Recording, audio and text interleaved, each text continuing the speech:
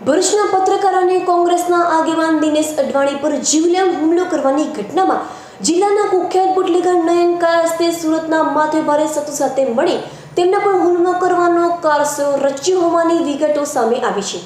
પોલીસે હુમલોખોર તોડકીના સાગરીત અને ભરૂચના બુટલેગર તિલક હરિકૃષ્ણ પટેલની ધરપકડ કરી છે।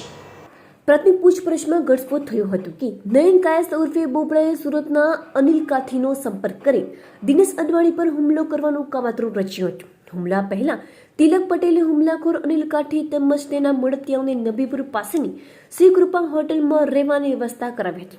જે બાદ દિનેશ અડવાણીને રેકી કરી તેની માહિતી તેને આપતા જડેશ્વર ચોકડીએથી અનિલ કાઠી અને તેના સાગરીતો પિંકેશ ઉર્ફે ભૂરો કિશોર ચૌહાણ, સતીશ ઉર્ફે સત્યો અશોક પ્રતાપસિંહ રાજપૂત તેમજ મહેન્દ્ર કાઠી તમામ રહે સુરતનાઓની ઇનોવા કારમાં તેનો પીછો કરી એસએલડી હોમ્સ પાસે જીવલેણ હુમલો કર્યો હતો।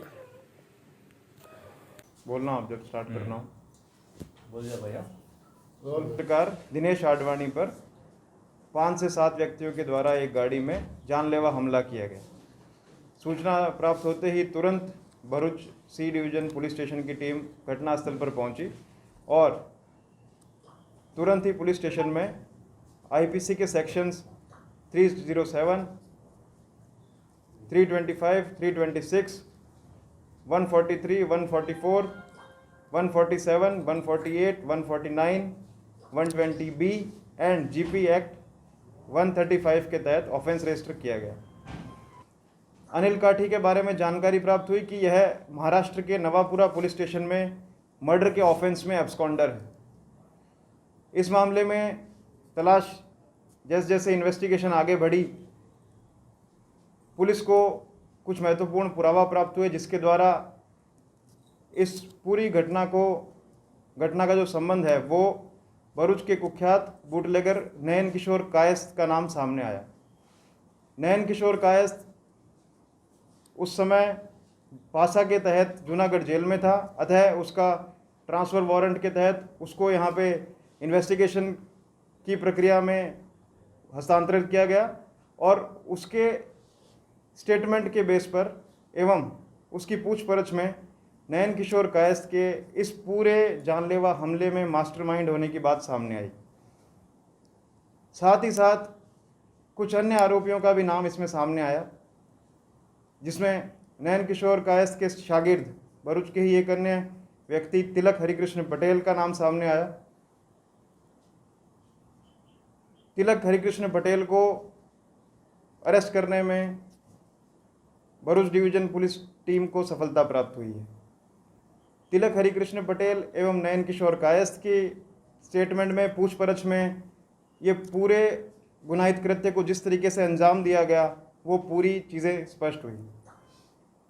इस कृत्य की जो योजना है वो नयन किशोर कायस्थ के द्वारा और अनिल काठी जो कि सूरत में का निवासी है, यह जो मर्डर के ऑफेंस में एब्सकॉन्डर है, इन दोनों के द्वारा नयन किशोर कायस्थ के पासा प्रपोजल के तहत जेल में जाने से पहले ही ये पूरी घटना की योजना तैयार कर ली गई थी।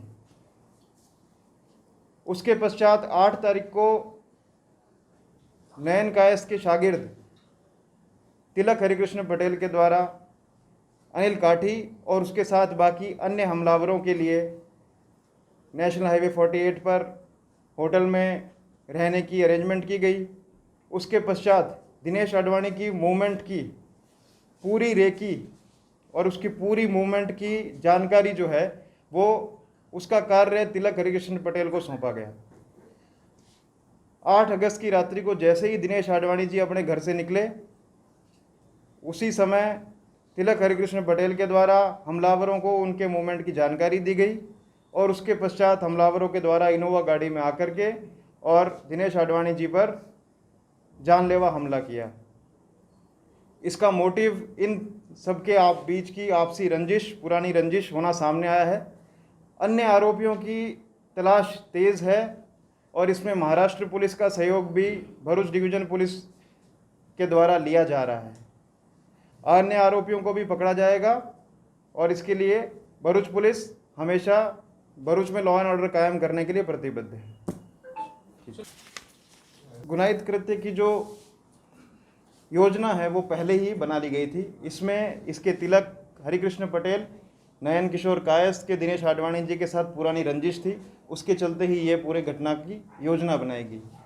इसमें कुछ अन्य आरोपी जिनका नाम सामने आया है, वैसे इसमें एक महेंद्र काठी है, एक अनिल काठी है, सूरत के निवासी है, पंकेश चौहान है, पंकेश उर्फ भूरो चौहान है, और सतीश राजपूत है। ये सभी सूरत के निवासी हैं और 2 अन्य अजाणे आरोपी भी हैं जिनकी धरपकड़ के लिए प्रयास तेज कर दिए गए हैं। क्या रंजिश क्या है? इसके लिए इन्वेस्टिगेशन अभी